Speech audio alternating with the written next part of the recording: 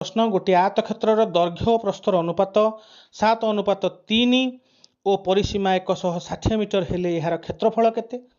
दैर्घ्य और प्रस्थर अनुपात 7:3 अर्थात दैर्घ्य 7 गुण बेले प्रस्थ होउची 3 गुण। ताहले परिसीमा हेबो 2 गुणन दैर्घ्य मिश्रण प्रस्थ 7 गुण मिश्रण 3 गुण होउची 10 गुण रो 2 गुण 20 गुण होउची परिसीमा।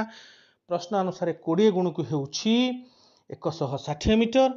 ताहले 1 गुण को हेबो 160 हरण 20 समान 8 मीटर। जदि 1 गुण को 8 मीटर हुए आमे दैर्घ्य प्रस्थ बाहर करि परिबा। 3 गुण को होउची 8 3 24 मीटर ता प्रस्थ। 7 गुण को होउची 8 7 56 मीटर ता दैर्घ्य। हमको क्षेत्रफल निर्णय करिबा को जायछि दैर्घ्य गुणन प्रस्थ। 56 मीटर गुणन 24 मीटर समान 1344 वर्ग मीटर। ऑप्शन ए ठीक उत्तर हेबो। पिले आमे दैर्घ्य प्रस्थ बाहर न करी मध्य गुण रे हिसाब करि परिबा। जदि दैर्घ्य 7 गुण हुए प्रस्थ 3 गुण हुए ताहले क्षेत्रफल हेबो 21 वर्ग गुण।